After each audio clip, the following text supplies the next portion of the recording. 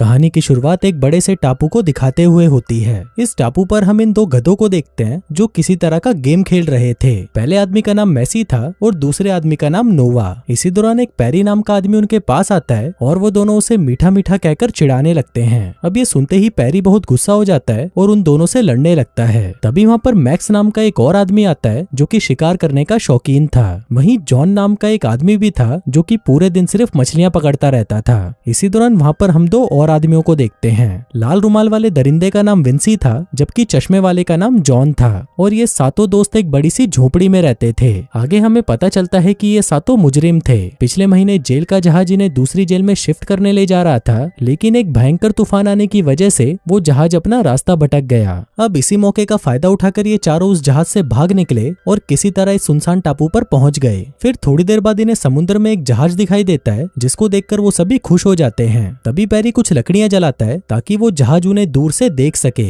इसी बीच जब विंसी उसे दूरबीन से देखता है तो उसे पता चलता है कि ये तो पुलिस का जहाज है। अब ये देखते ही वो सभी घबरा जाते हैं और पेरी जल्दी से उन लकड़ियों को बुझा देता है। आगे विंसी के कहने पर वो सभी एक पुरानी बोट पर जाकर बैठ जाते हैं और अपने हथियार निकालकर उस जहाज का मुकाबला करने के लिए तैयार हो जाते हैं। लेकिन तभी वो देखते हैं कि वो पुलिस का जहाज तो इन लोगों को नहीं देख पाता और कुछ ही देर बाद वहाँ से चला जाता है। अगली सुबह इन सभी को टापू के किनारे एक लड़की बेहोश पड़ी हुई मिलती है, जिसको देखते ही वो सभी उसे उठाकर झोपड़ी में ले जाते हैं। फिर थोड़ी देर बाद जब उस लड़की को होश आता है तो वो अपने आसपास इतनी गंदी शक्लों वाले दरिंदों को देखकर डर जाती है। उसे लग रहा था कि कहीं ये लोग उसके साथ कुछ गलत ना कर दें, पर तभी वो उसे कहते हैं कि तुम यहाँ पर बिल्कुल सेफ हो। अब वो लड़की उनकी बात मान लेती है, जिसके बाद वो लोग उसे पीने के लिए नारियल पानी देते हैं और फिर कुछ खाने को देते हैं। आगे वो लड़की उन्हें बताती है कि मेरा नाम माया है, हमारा जहाज डूब गया था पर मैं किसी तरह से बच गई। अब इन दरिंदों ने इतने सालों बाद लड़की देखी थी, इसलिए वो सभी उसके साथ इंटीमेट होना चाहते थे। फिर वो सभी दरिंदे बाहर बैठकर कुछ प्लानिंग कर रहे थे और वहीं मीठा पेरी अंदर माया से बातें कर रहा था। वो उसे बताता है कि हम सभी क्रिमिनल्स हैं और भागने के चक्कर में यहाँ पहुँच गए। वहीं बाहर सभी दरिंदे उस बोट को घूरे जा रहे थे।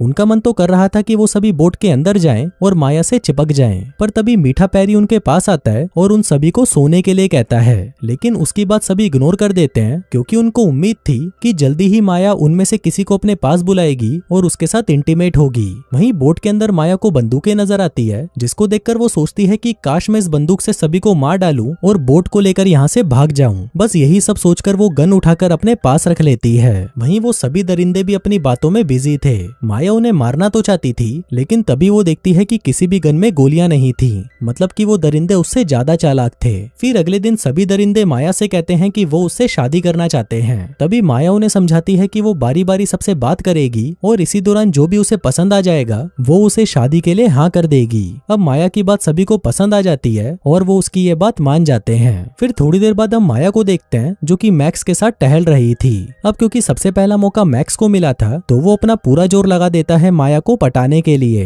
तभी मैक्स उसे कहता है कि मैं बूढ़ा जरूर हूँ, लेकिन मेरी मशीन में इन सभी से ज्यादा दम है। अब ये सुनकर माया भी खुश हो जाती है और वो मैक्स से सोचने का टाइम मांगती है। उधर बाकी दरिंदे भी उन्हें देख रहे थे और उन्हें पक्का भरोसा था कि माया मैक्स जैसे बुड्ढे को कभी हाँ नहीं कहेगी। फिर उसी रात हम मैक्स को देखते हैं जिसका मन कर रहा था कि वो सभी को मारकर अभी माया से शादी कर ले, क्योंकि अब मैक्स को माया से प्यार हो गया था और वो उसे किसी और के साथ नहीं देख सकता था। लेकिन उसके अंदर इतनी हिम्मत नहीं थी कि वो अपने साथियों पर गोली चला पाए। फिर अगले दिन माया और नोवा बातें कर रहे थे। अब माया का दिल जीतने के लिए नोवा उसे बड़े बड़े वादे करने लगता है, जिससे माया समझ जाती है कि नोवा झूठा और मतलबी आदमी है। लेकिन फिर भी वो उसे कहती है कि मैं तुम्हें सोचकर बताऊंगी। अब नोवा के बाद सभी दरिंदे बारी बारी से माया से बातें करते हैं। वो सभी माया को पाने के लिए उसे बड़े बड़े वादे करते हैं, जैसे कि वो उसे रानी बनाकर रखेंगे और किसी भी चीज की कमी नहीं होने देंगे। लेकिन माया पहले से ही जानती थी कि ये सभी झूठे और मक्कार हैं और ये सभी बस उसके साथ सोना चाहते हैं, पर इसके बावजूद भी वो किसी को रिजेक्ट नहीं करती और सभी से सोचने का वक्त मांगती है। फिर रात को जब सैम झूले पर सो रहा था तो वो सोते सोते सपना देखता है कि माया ने उसे शादी के लिए हाँ कर दिया है। अब माया की हाँ सुनते ही सैम उस पर टूट पड़ता है, पर तभी उसकी नींद खुल जाती है। इसी दौरान वो खुद को झूले में फंसा लेता है, जिससे उसका दम घुट जाता है और वो वहीं पर मर जाता है। अगले दिन सैम की मौत से उसके साथी बहुत दुखी हो जाते हैं और फिर वो उसे ले जाकर समुद्र के किनारे ही गाड़ देते हैं। लेकिन वहीं विंसी उसकी मौत से दुखी नहीं था और वो सोच रहा था कि चलो माया से शादी करने वाला एक उम्मीदवार तो कम हुआ।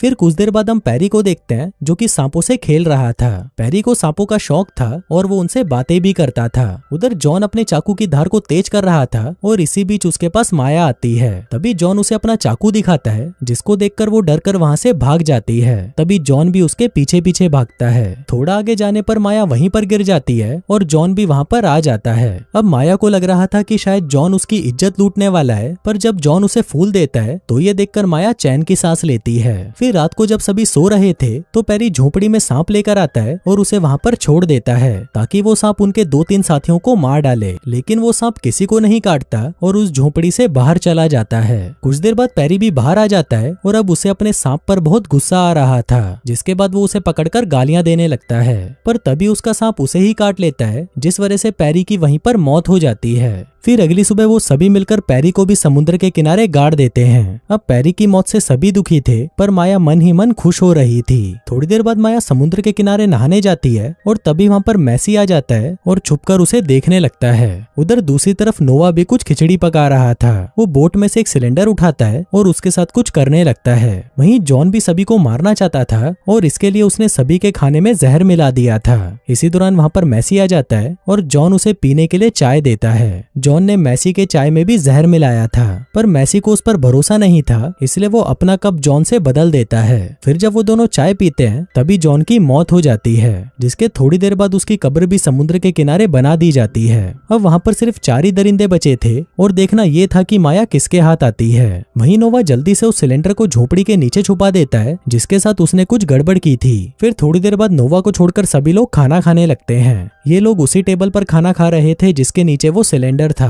वहीं दूसरी तरफ नोवा एक धागे में आग लगा देता है, जिसका दूसरा हिस्सा सिलेंडर से जुड़ा हुआ था। फिर वो भागते हुए झोपड़ी में आता है और माया को लेकर भागने लगता है। इसी बीच वो सभी आसमान में पुलिस के एक हेलीकॉप्टर को देखते हैं, जिसको देखकर वो बहुत ज्यादा डर जाते हैं और जल्दी से झोपड़ी से बाहर आ जाते हैं। वहीं उन तीनों को बाहर देखकर नोवा समझ जाता है कि उसका प्लान फेल हो चुका है, इसलिए अब वो सिलेंडर को फटने से रोकने के लिए झोपड़ी की तरफ भागने लगता है। लेकिन जैसे ही वो झोपड़ी के अंदर जाता है तभी एक जोर का धमाका होता है और नोवा उसमें मारा जाता है, जिसके बाद उसकी कब्र भी समुद्र के किनारे बना दी जाती है। अब सिर्फ 3 ही दरिंदे जिंदा बचे थे। उधर विंसी को पूरी उम्मीद थी कि वो ही सबसे ताकतवर है और माया उससे ही शादी करेगी, पर वहीं पर मैसी भी किसी भी हाल में माया से शादी करना चाहता था, इसलिए वो अपना चाकू निकालकर विंसी को मारने की कोशिश करता है, पर विंसी उसे ही उल्टा मार मार कर उसका भूत बना देता है। अब विंसी माया को लेकर आगे बढ़ने लगता है, पर तभी मैरी भी उठ जाता है और उनके पीछे पीछे जाने लगता है। वहीं विंसी जंगलों के बीच से जा रहा था, पर तभी उसका पैर एक जाल में फंस जाता है और वो दूर गिरकर मारा जाता है।